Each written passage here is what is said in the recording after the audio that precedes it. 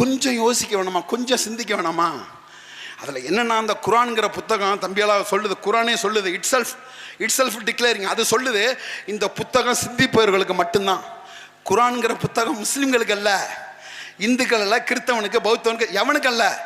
மனித குலத்தில் எவன் சிந்திக்கிறானோ அவனுக்கு மட்டும்தான் அந்த குரான் பொருந்தும்.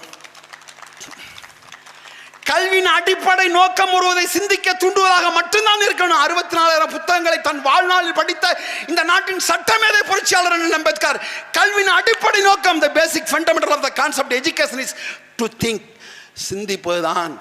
இந்த குரானும் 700க்கு மேற்பட்ட இடத்தில் சிந்திங்கள் மக்களே, சிந்திங்கள் மக்கள் தான் உங்களை போதிக்கிறது. நீ என்ன பண்ற?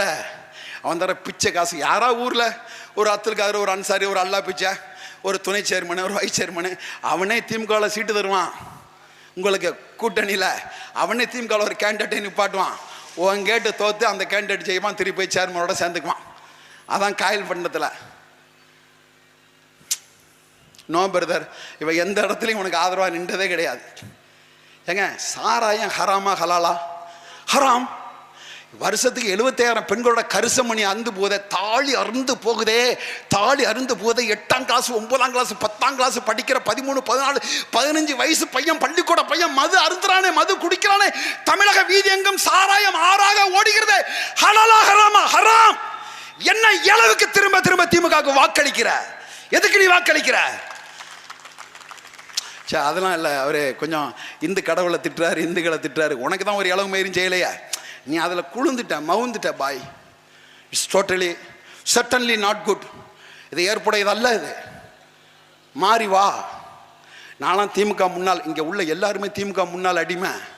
நாங்கள் எல்லாருமே திமுக, உன்னை விட ஊபிசே, தாண்டின ஊபிசே, பெருத்த அடிமை. இந்த பாரு, திமுக அடிமை, முன்னாள் அடிமை, கை தூங்கப்பா. எவ்வளோ பேர் இருக்கான் பாரு. எல்லாம் நானும், இன்க்ளூடிங் மை செல்ஃப், திமுக அடிமை நானும். மாறி வா. லே, கருணாநிதிக்கு பிறந்தோடனே மாறி போயிட்டாம்டா.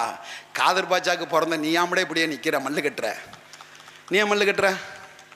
அவ்வளோ வேதனை. எந்த ஒரு இடத்துலையும் மத்திய அரசு எதிர்க்கலை, எந்த ஒரு இடத்துலையும். இதோட பெரிய குடும்பம் என்ன தெரியுமில? நியூ எஜுகேஷன் பாலிசி 2020 இருக்குல்ல, புதிய கல்விக் கொள்கை. இந்த அதலாம்பட்டினம் காதர்மையின் காலேஜில் படிக்கக்கூடிய ஒரு பேராசிரியர் நியூ எஜுகேஷன் பாலிசியை பற்றி ஒரு பேராசிரியர் சொல்லட்டும் உங்களுக்கு. நான் உங்களுக்கு சன்மானம் தரேன், ப்ரைஸ் தர்றேன். நாங்கள் யாருமே படிக்கிறது இல்லை. Worst. It is not a new education policy, north education policy. அது வட்டக்கம் கொண்டு வந்தது. அதில் தான் இல்லந்தேடும் கல்வி, பிரதமர் ஸ்ரீ திட்டம் அதில் தான் வருது. அவன் எப்படி, நான் திமுக எப்படி 2009 பொது சிவில் சட்டத்தில் முக்கியமாக இருக்க திருமணத்தை ரிஜிஸ்டர் பண்ண சொல்லி கருணாநிதி சொன்னான் இல்லையா? கள்ளச்செடி அப்படியே இருக்கும். நம்ம என்ன